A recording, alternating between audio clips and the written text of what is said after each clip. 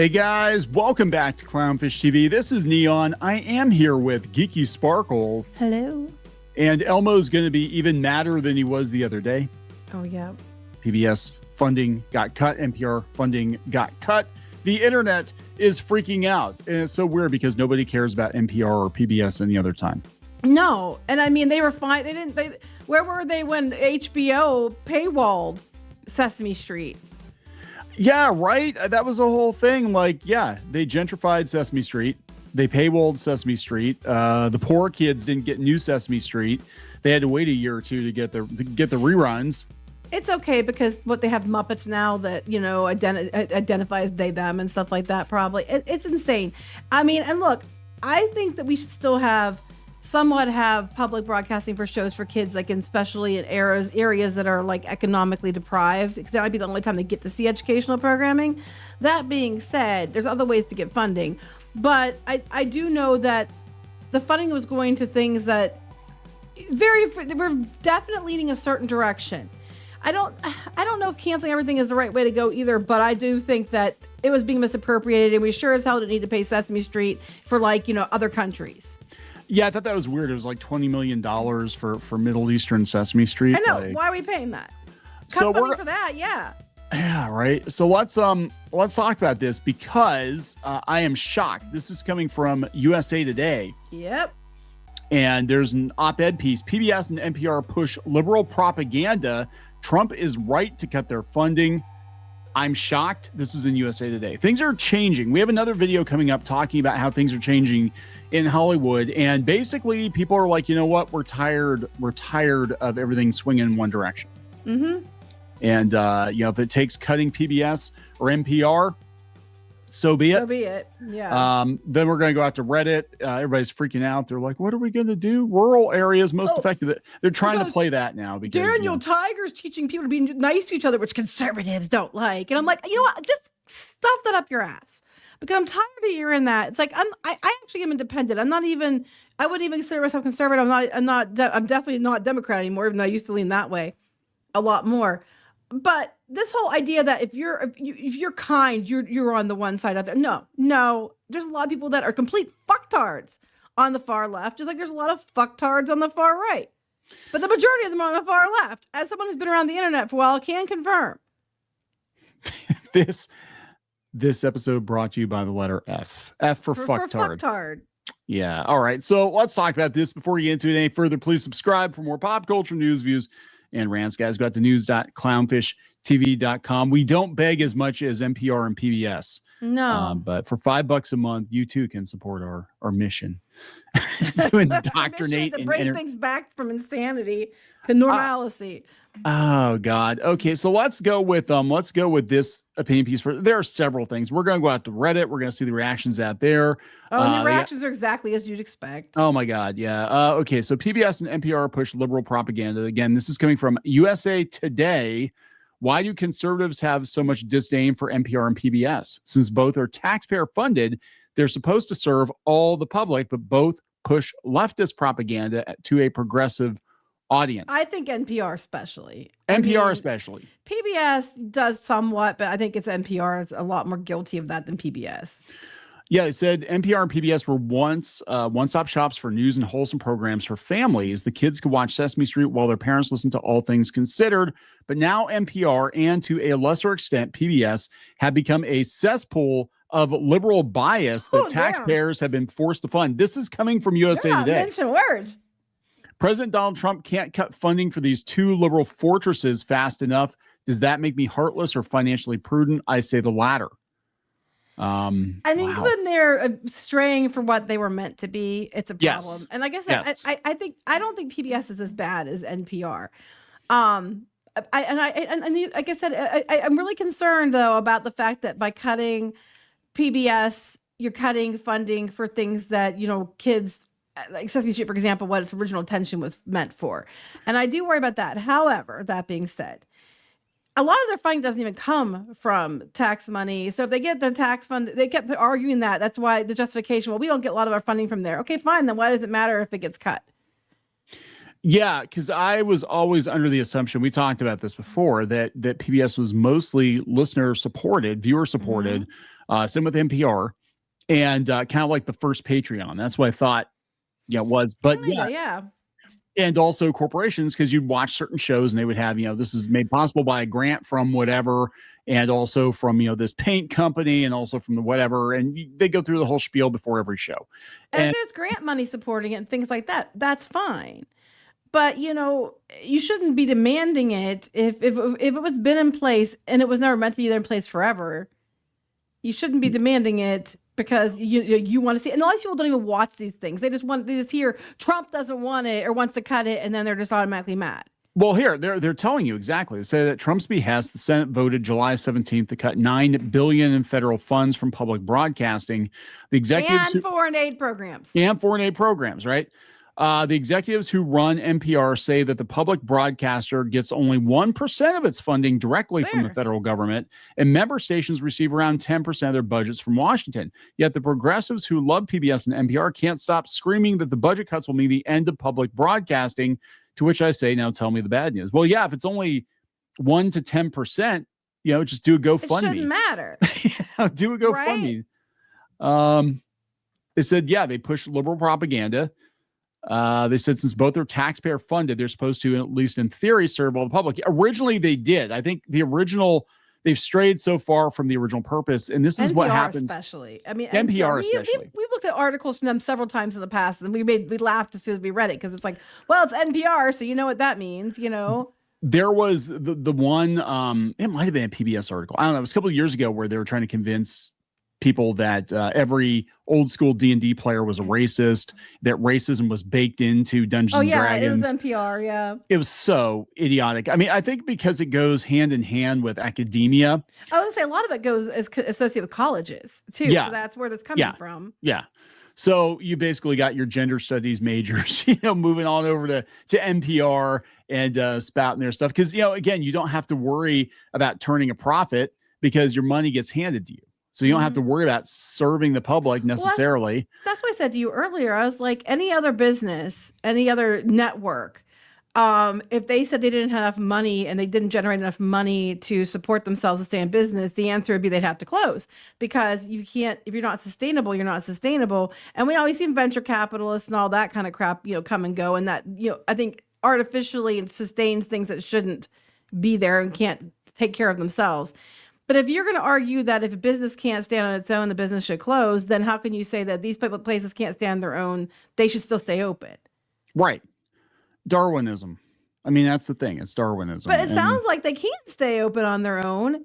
No, they just want free money. They just have to find a way to offset the deficit. Well, if these people feel so strongly about it that never gave a shit in the past, then go support these places and keep them open. Like, I've given money to PBS before.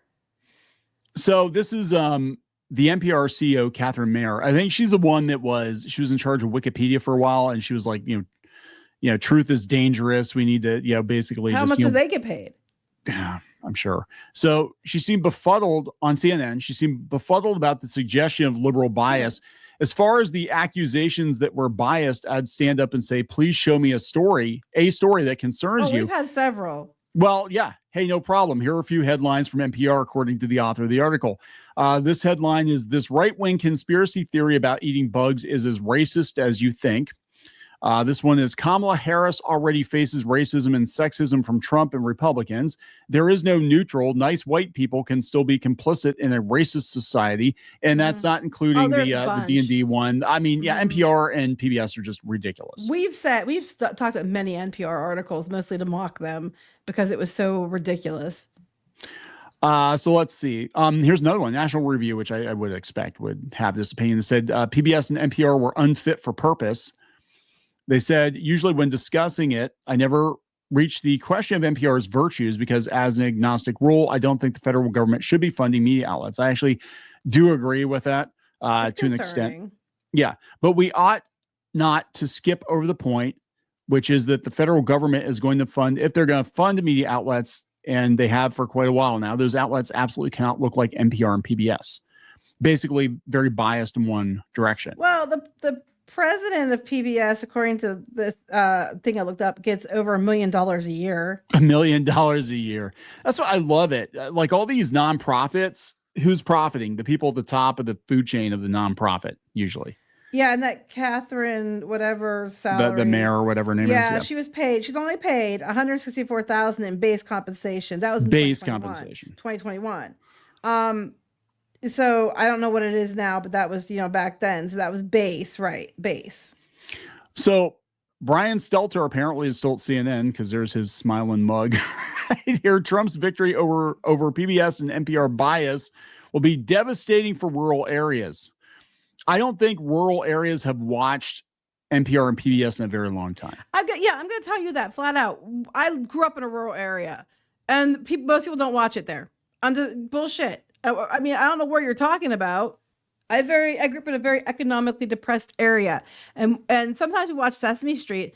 Kids watch Sesame Street, but that was it. And sometimes our daughter, we had my time watch Daniel Tiger sometimes, but most of the kids aren't watching that. They're on YouTube because if they have internet, which a lot of times you get internet paid for if you have economically depressed areas or whatever, they're watching YouTube and they're watching like Coco Melon and crap like that on YouTube or Sesame Street clips on YouTube. AI slop on YouTube, Skibidi toilet on YouTube. But yeah, I was just gonna say, like, TikTok has replaced Big Bird, right?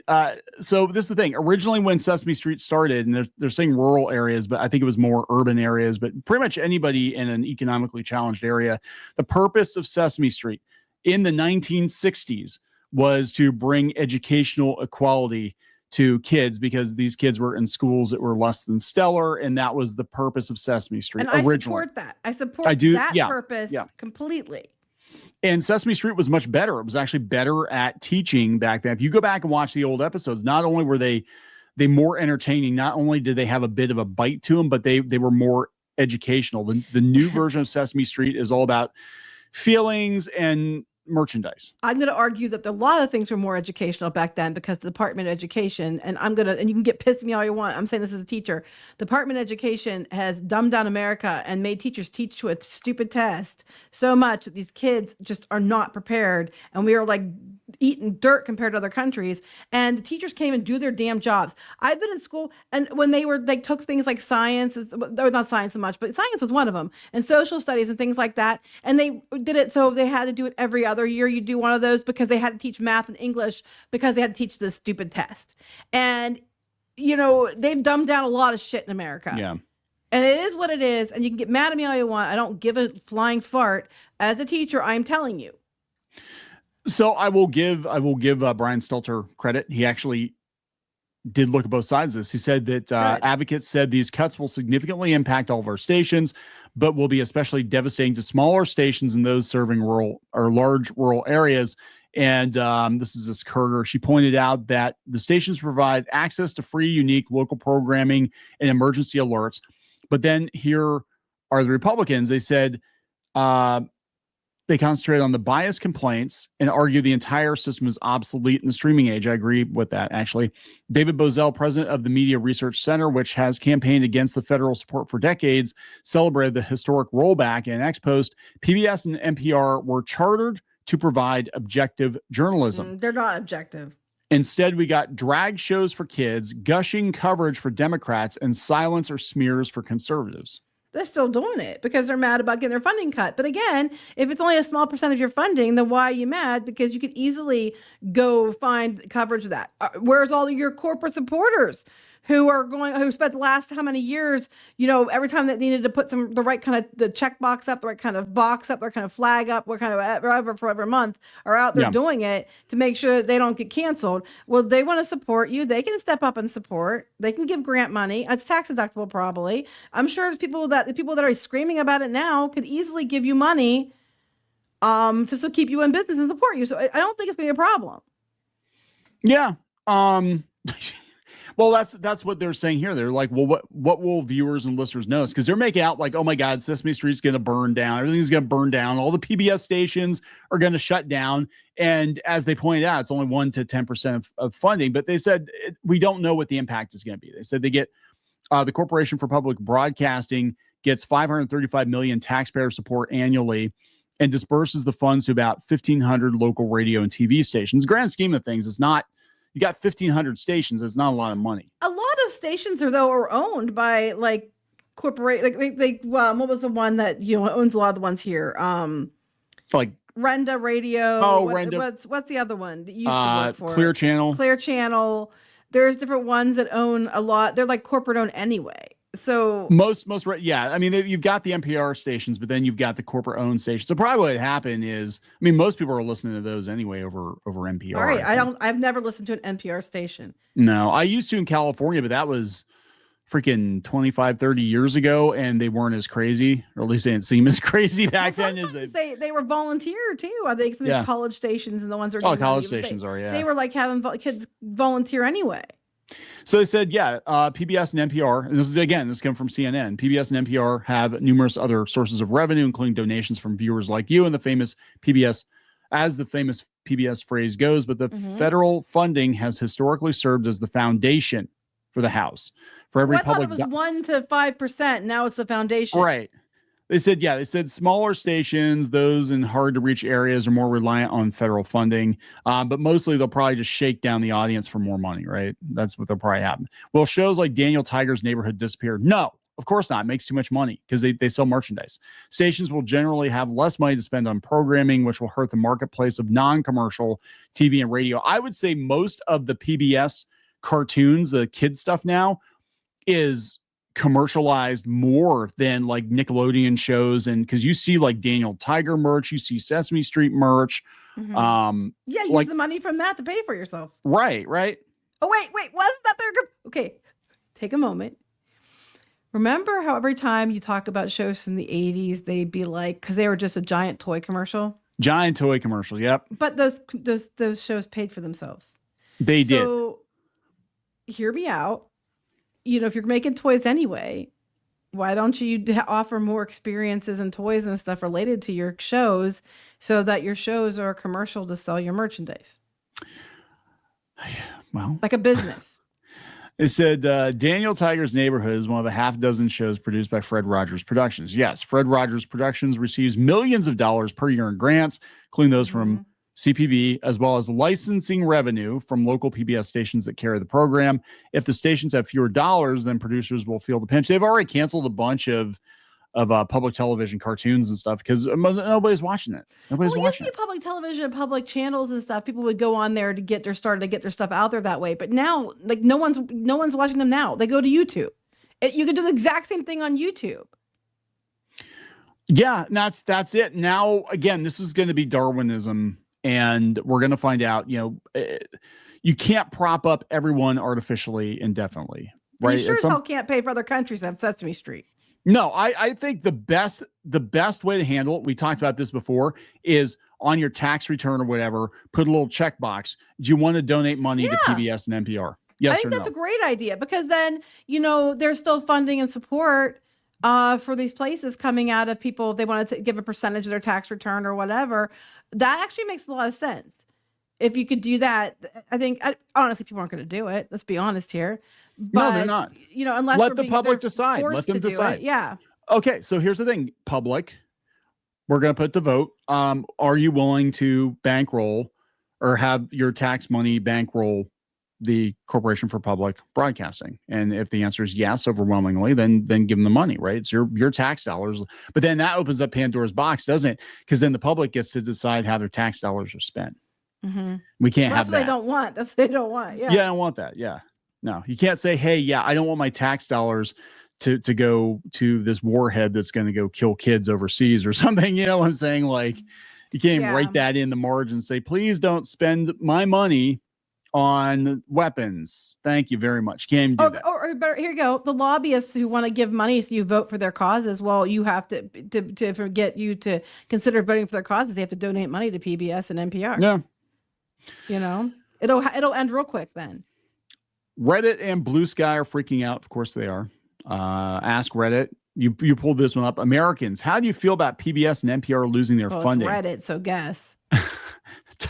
The top response. You ever kick a ball into a neighbor's yard as a child, and instead of just tossing the ball back, they pop it? I don't get what they're trying. I don't get it either. They're talking about the cops and the courts. They're not going to save us. That's it. Trump is that old hag of a next door neighbor who used to steal our wiffle balls. That fucker. I love my local NPR. They're not going to shut it down, though. People that are saying, yes, the people on this thread that are talking like that, I'm sure they did love their local NPR. Well, this guy's from Pittsburgh. Yeah, they have NPR stations in Pittsburgh. I don't listen to them. Not anymore, though. I had an older neighbor who returned my softballs and paper airplanes. Roman, thank you note. People have made says, I hope NPR and PBS get back on topic. Okay, here we go. White grapefruit. You can always trust white grapefruit.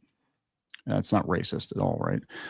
Anyway, I know people are saying that due to corporate underwriting and community donations, most stations will be fine. Well, that's true. A lot of stations, either due to the communities that they serve or the populations they serve, will likely close, consider donating. These stations rely heavily on CPB grants to stay operational because they serve areas with low population density, less revenue from donations and memberships, yes, limited access to corporate underwriting, fewer local or regional philanthropic institutions. Why don't they just make one national PBS and one national NPR station? Why do we need many, many local stations? That's a good question, too. Just and then, under corporate underwriting, what a lot of people do, a lot of these nonprofits and stuff do, and they want to deal with that. They hire someone to handle their corporate underwriting.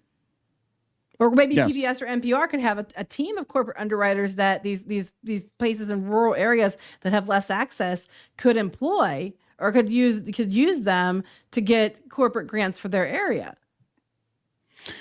So they said that the most vulnerable are actually in rural areas. Wyoming Public Media, High Plains Public Radio in Kansas, North County Public Radio in northern New York. Yeah, people forget that there's more to New York than New York City. New York City, Alaska Public Media and affiliates, Prairie Public, that's like Prairie Home Companion, West Virginia Public Broadcasting, and there are stations in smaller frontier. We still have a frontier.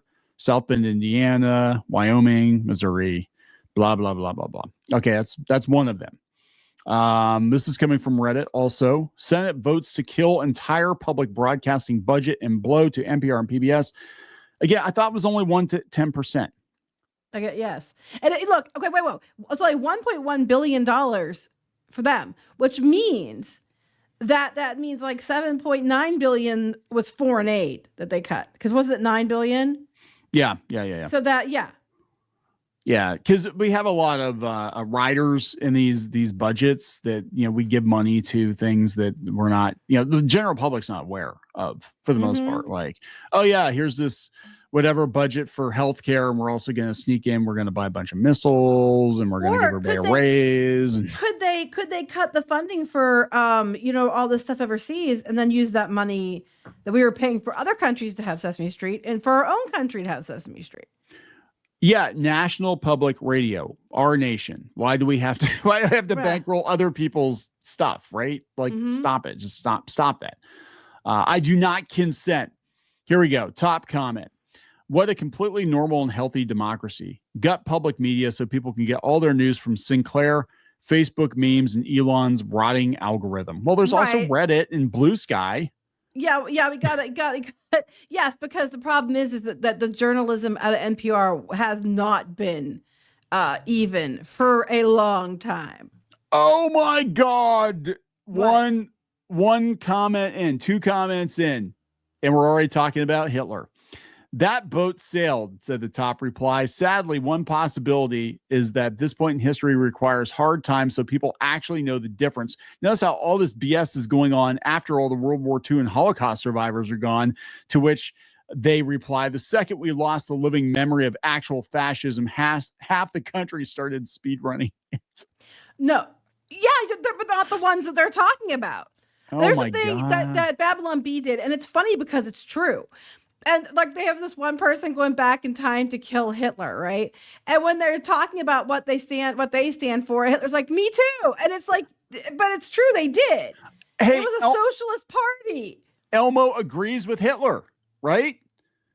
So yeah, he said so. And it's like, it was funny because I'm like, yes, and that's what they don't understand. And they keep saying about fascism and all this other stuff. And it's like, but that's not what.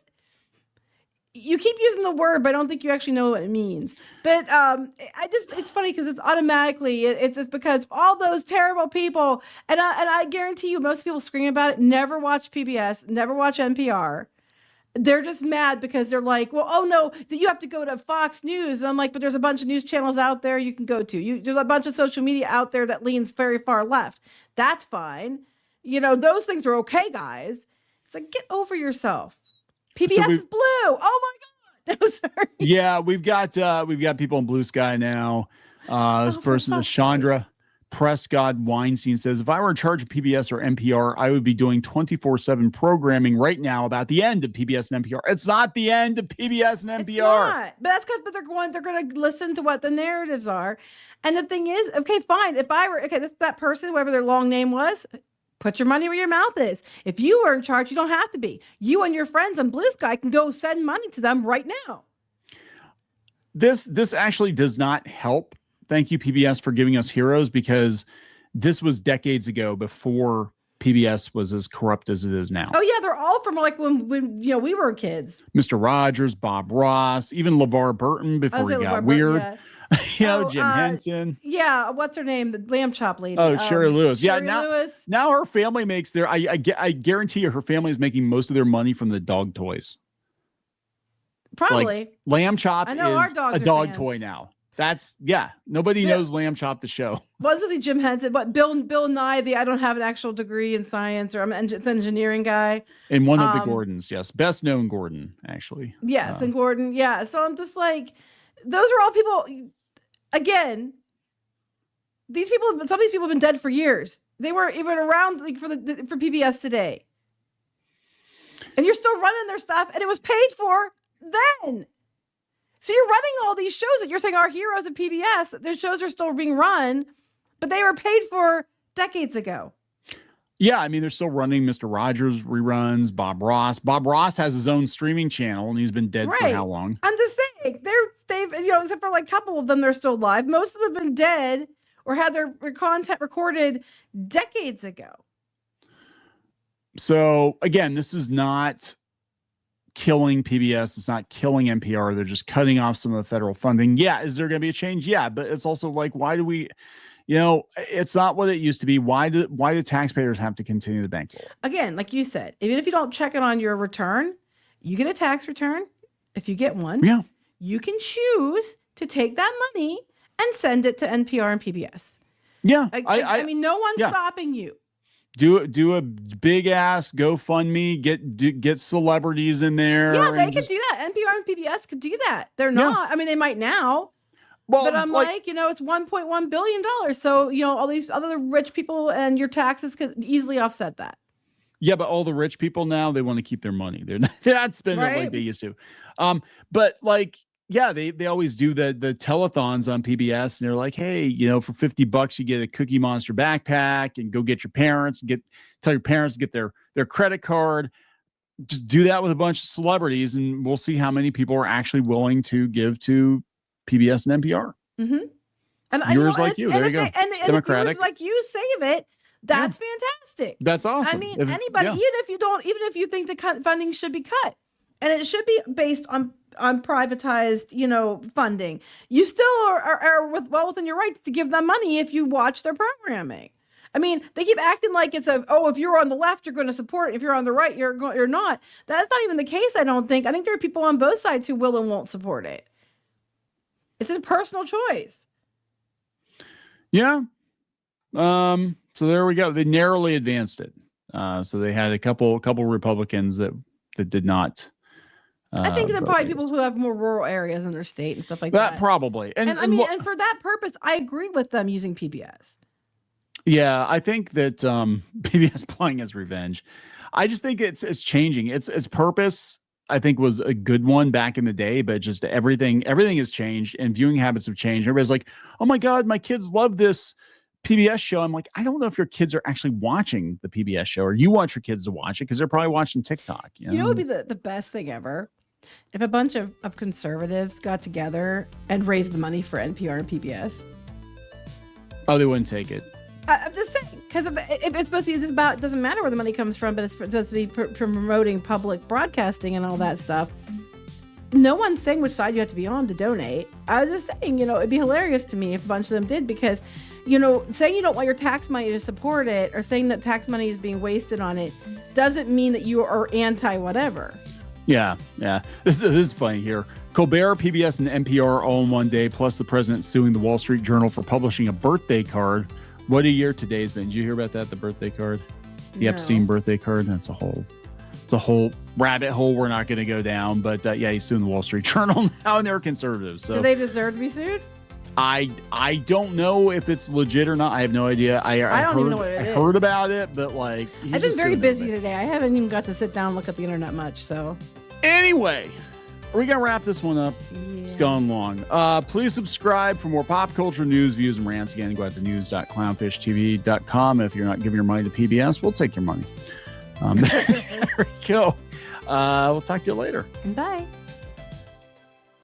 For more pop culture news, views, and rants, go to news.clownfishtv.com. That's news.clownfishtv.com.